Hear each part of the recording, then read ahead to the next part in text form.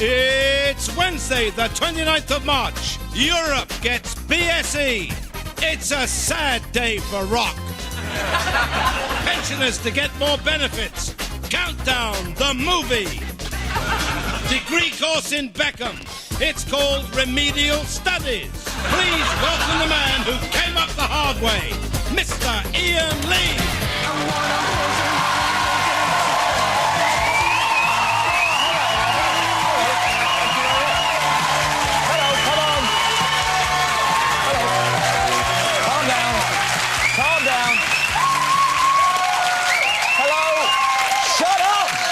We've got to get all these cock gags in the show, come on. Hello and welcome to the 11 o'clock show.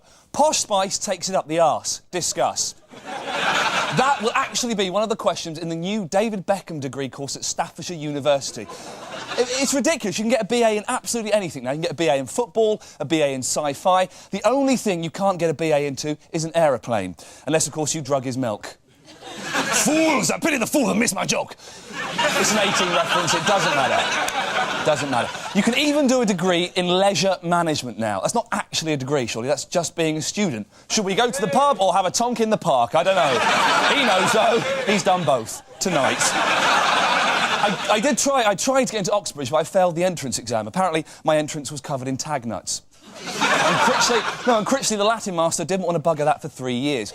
But when I finally did get into college, I spent my first year studying lesbian film. Supposed to be doing a degree in engineering, so I got kicked out.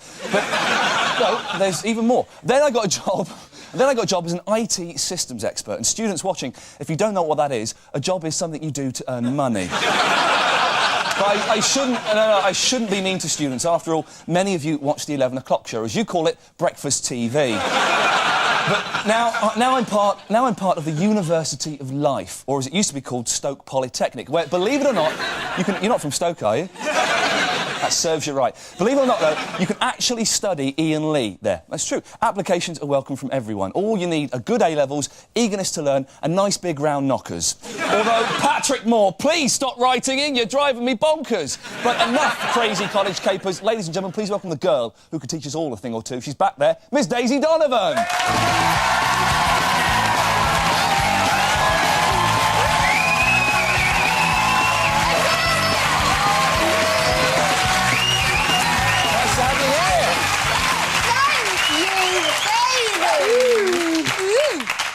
So, Chief Constable John Hamilton has visited an Amsterdam coffee shop and says he didn't see any serious drug problems. He was there for a couple of hours and didn't see anything disturbing at all. Come on, nothing? Most people I know would have seen at least a couple of giraffes and their dead grandma playing the banjo. Daisy, you've been warned before. Well, Shut it! Just tell us who's on tonight's show, please. Oh, I will do. On tonight's show, we've got Ricky Gervais on Britain's crumbling prison system and teenage love god Tom Nash from Home and Away. And as for me, I'll be doing a report on short people and why size really does matter. And now it's time for the headlines. Tonight's top stories. An international committee has criticised Saudi Arabia's appalling human rights record. Apparently, they reached the decision after a unanimous show of stumps. A priest has been arrested for viciously kicking a spaniel in the head. A church spokesman said, "We can't kick dogs, we can't shag kids, what can we do?" A website offering cut-price cars received over 1 million hits on its first day. Unfortunately, it was mainly from lonely men looking for a cheap escort. Fans of the pop band Steps were disappointed after they were conned into buying tickets to see a stepladder on stage. Their parents were just relieved that the kids weren't big fans of the Blow Monkeys. The latest theme restaurant to hit London opened today. It's called Planet Terry Waite. After the ITC accused his show TFI Friday of being old hat, Chris Evans has unveiled plans for his new music show, CUN Tuesday. A town council has ordered 2 lovers to keep the noise down while shagging. After failing to comply, police asked them to come quietly. Fears that Geri Halliwell might cancel her forthcoming world tour have increased following the failure of a last-minute costume alteration. And those were tonight's news headlines.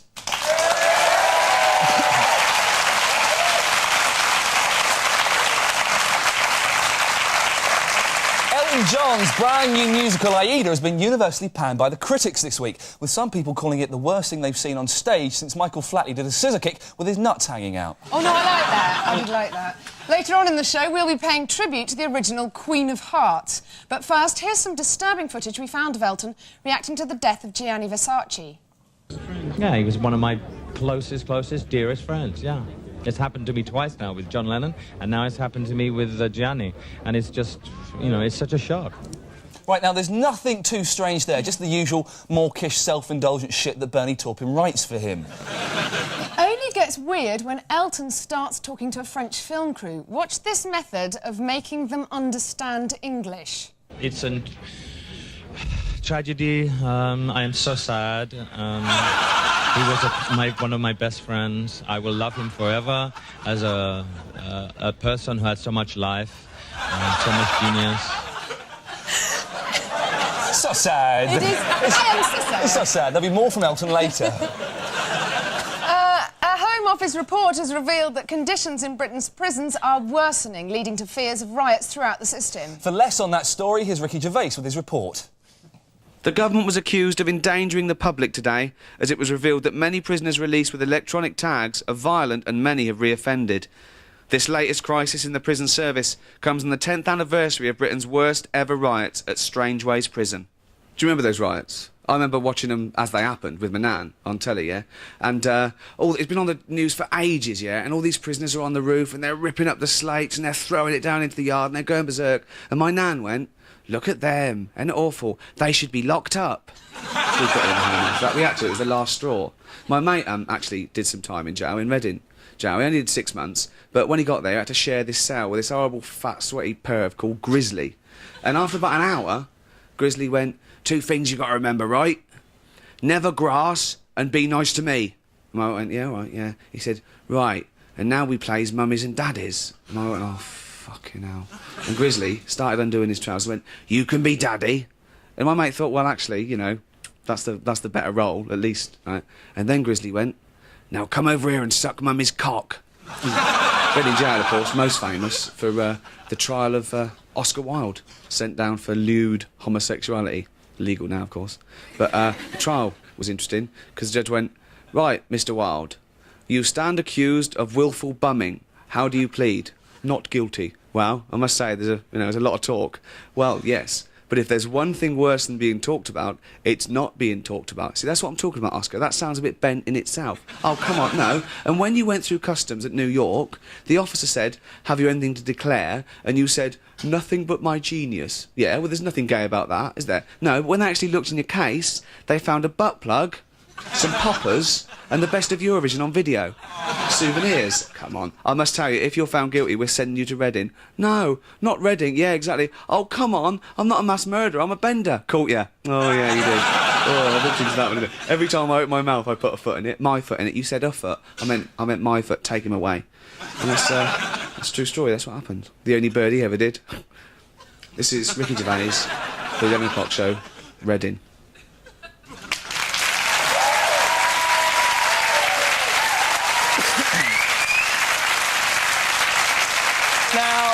Last night saw London's finest bachelors on parade at the Bachelor 2000 Awards. Here to tell us more, a notorious favourite of the women, please welcome Hal Cruttenden. Thank you very much for coming on, Hal.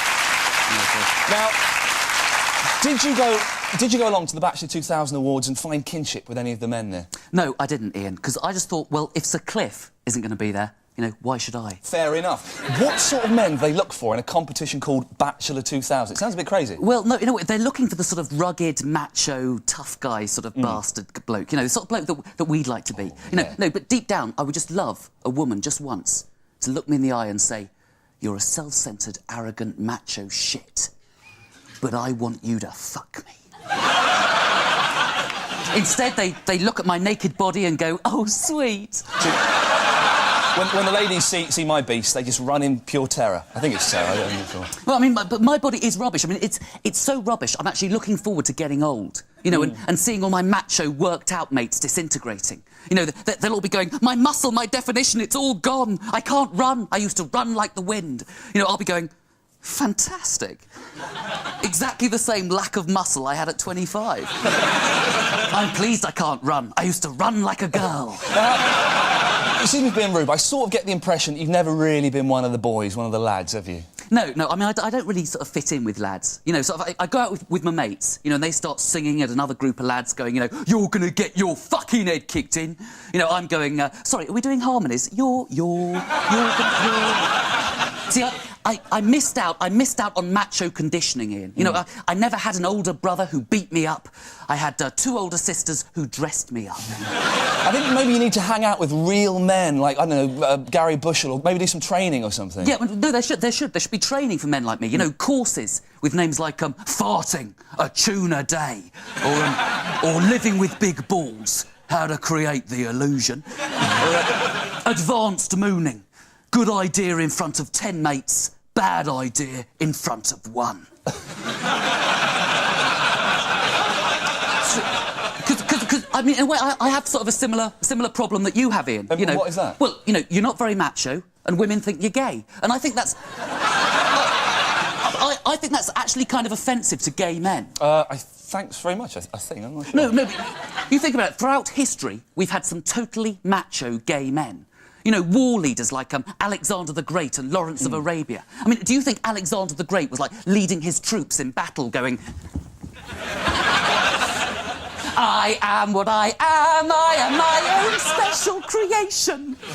Onwards to Persia, lads, I hear the shopping's fab. Hal, I think I may have made a bit of a faux pas. You're not gay, are you? No, I'm not. I've actually recently got married. Oh, congratulations. How's it going? Really well. No, it's great. I mean, I really enjoyed being married. You know, my wife's sort of taking a bit of time getting used to me. You know, we've not known each other that long, and she keeps, you know, running around the house going, you tell agency, you rich, you lie, me go back to Philippines. Well, I think you should give her a slap. Ladies and gentlemen, Hal Cruttenden. Lovely, Hal. Thanks very much. Now, they say that size doesn't matter, but try telling that to Jeremy Beadle when you're first introduced to him. But new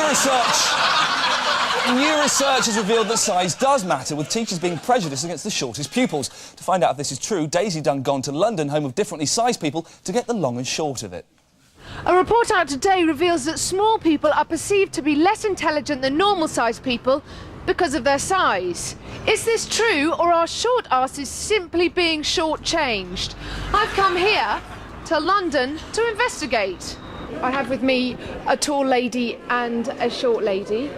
I just wanted to try and disprove the lie that short people are considered stupid. So, what's the capital of France? Paris. What's the capital of Outer Mongolia? I don't know. It's Ulaanbaatar. I'm sorry, that is a bit stupid. Stupid. Were you called any silly names as a child? No. Steve McMiniman? What your real name? Inch High Private Eye? No. Tom Thumb? No. Small Claims Advisor? No. Now you try and get this off of me, okay? You try. Try and get it off. Go on. Oh, no, you see, you failed the physical challenge. But did people talk down to you? Did they do that? And No. Chuck on your face? No. Little chuck? And that you? No, I'm very lucky like that. What does SHOP spell? Shop. What does TOP spell? Top. What do you do at a green light? Stop. Oh. No! Oh, you see? Doesn't mean I'm stupid. No, I'm not. If all good things come in small packages, I'm going to show you. You make a lovely package. Like that. Pretty! So there you have it. Whatever the newspapers might say, according to the strictly scientific research I conducted on your behalf, it appears that small people are a teeny bit more stupid. Bless them. This has been Daisy Donovan for the 11 o'clock show in London. Can't put a bow around an old man's head. Public schools have been warned today that they must allow boys aged 16 and over to have gay relationships at school. This has caused outrage with the masters, who think they should be having them much, much sooner. The warning comes as a result of the Human Rights Act, which will also stop posh schools forcing pupils to go to church. Unfortunately, there's still no law to stop them going...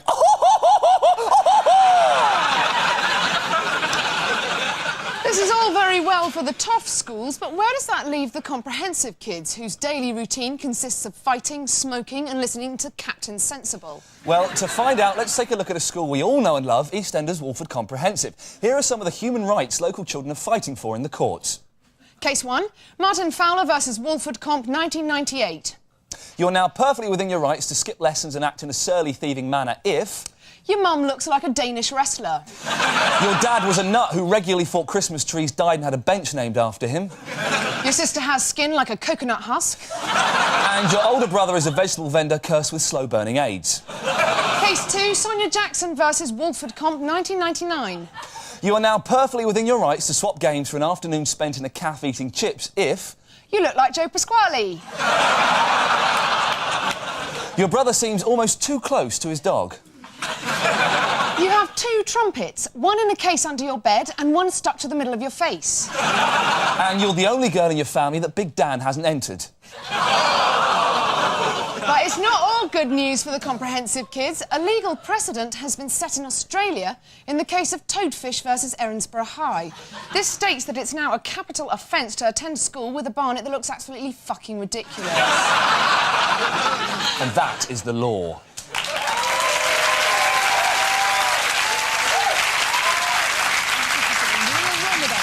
That's it for part 1. In part 2, we report on American gun crime. Home and Away character Tom Nash talks about being a home and away character. And after the break, we've got actual footage of shiny knobs on wheels. You'd be a fool to miss it.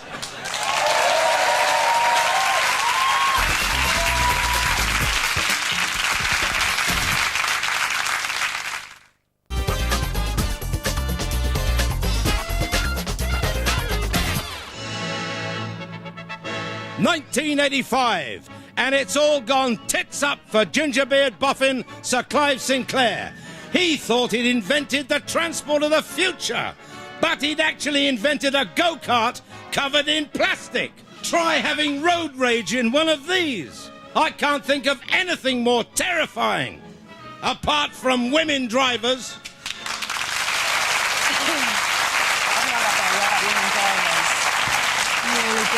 I'm not listening to you. No, no matter.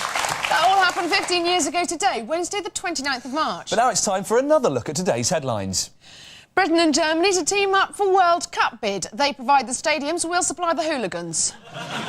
Beer-flavoured ice cream goes on sale, Mr Whippy becomes Mr Floppy. Headmistress bans Harry Potter books because she says witches are real. When asked for further comment, she refused to leave her gingerbread house. Very good, Daisy. Want to know about tonight's guest? I don't know. Ask her. Ask me, because here's what I'll tell you. Starring in Aussie super soap Home and Away, he found his perfect beach before Leonardo had even thought of looking. With the beach came a passionate affair with an older woman before he finally settled down with someone his own age. On telly, he's troubled teenage heartthrob Tom Nash, but tonight, Iain, he's going to be Graham Squires.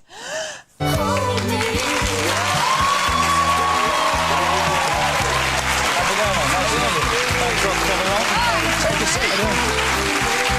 Sit down. Lovely to have you here. Thank you for having me. Hey, look at your German-style trench coat there. Very nice. Right, yeah. Big fan of World War II? You're sort of the James Dean character on Home and Away. You ride a motorbike, you fight with your dad, you even shagged an older bird. Nice one. Are you anything like that? Are you anything like that in real life? Of course I am. Oh, really? Exactly. Yes. You do all those things and all more? those things. Very, very nice. Fair play. Now, there's a lot of Australian slang in the series, so can you translate the following phrases for us? Go ahead. What's a dag? A dag. It's someone that doesn't fit in quite right. OK. Right. Look at us. Call me a dag, man. Call me a dag. Hey, you're a dag, man. Oh, yeah, nice one. Thanks. What about a flaming galah? A flaming galah. It's a very noisy bird and it can get very annoying. So if you say someone's a flaming galah, they're very annoying. So Call me a flaming galah. you're flaming galah. Oh, yeah, nice one. I prefer it was Alf Stewart doing it, but this is fine. Never mind. Is this all right for Yeah, you? this is OK. great. If you told me to rack off, should I be offended? We'll put it this way. I'll translate it for you in this way. You might understand this. Piss off. You'd be offended, wouldn't you? Yeah. Yes. Rack off, Donovan. Yeah, well, rack off. Rack off, you dag, you flaming galah. All right, calm I'll just down. stop Gone a little too far. it. Now, the Queen's in Oz this week. Did you vote to keep her in the referendum last year? Personal question? Yes, you did. Did you really, or are you just saying that because you're in front of lots of English people? That's right, yeah. Don't hurt me. Yeah, so you don't like her Queen. If you were showing the Queen around, where would you take her? Well, first I'd drop her off at my grandparents' place, go to the pub, pick her up, take her back to her own private jet and send her on her way. Well, if you were hanging out with the Queen, supposing they said, right, you're going to be the envoy, you're going to look after the Queen, yeah. would you try and cop a feel? No, I wouldn't, no. It would be tempting, wouldn't it? Now, do you think that she used to be great in the old days? Just remember that. Just remember that when you're bearing down. Let's move on, I will get home. Do you think your Prime Minister was right to give her a quick tickle? I don't see anything. It's actually happened. Well, I don't see anything wrong with that. Like the previous Prime Minister did the same thing, so I mean, maybe it was just. Hey, that's why she keeps That's why she keeps going back there. She didn't any action with Philip. She might have even liked it. I don't know. Oh, Philip, do you want to go to Australia for 6 months? Now, we've asked our viewers to email you some questions. I think we've got some here. Let's have a quick look as we call up the internet. Ooh, it's all technology. I don't know what's going on here. Oh. Sunny D, is Flathead Fisher's wife Marilyn as well stacked in real life? I don't know all aware of Marilyn. I'm sure his name's not Sunny D. Double D? Double D. No, she's very beautiful. That's all I can say. She's a friend of mine. Do you fancy any of the women on the show? No, and even if I did, I wouldn't tell you. Oh, you would if we beat you up. We've got a question here, I think, that every ex-soap star faces. Where are you doing panto this Christmas? I can honestly say I haven't thought about that. But you are open to offers? Well, you never know what's around the corner, so... Skegness. What are you going to do now you've left the soap? What am I going to do? Well, I've been auditioning for a Shakespeare play. And, did you get it? No, I didn't. That's weird. That's weird, I would cast you absolutely as Macbeth. Really? Yeah. Actually, I went for Sebastian in the 12th Night. Can you do an English accent? No, not very well. Go on, let's What is it, you flaming git or something like that? You flaming galah! No, git. Forsooth, my liege, you flaming galah! I think we've got time for one more quick question off the future here. Bembo14, what's the bush like in Australia? Is there a lot of good bush? There is a lot of bush. There's loads of bush. There's a lot of good bush in Australia. Yeah, good bush. Thank you very much, Graham Squires. Thanks very much, man. Thanks. Nice to have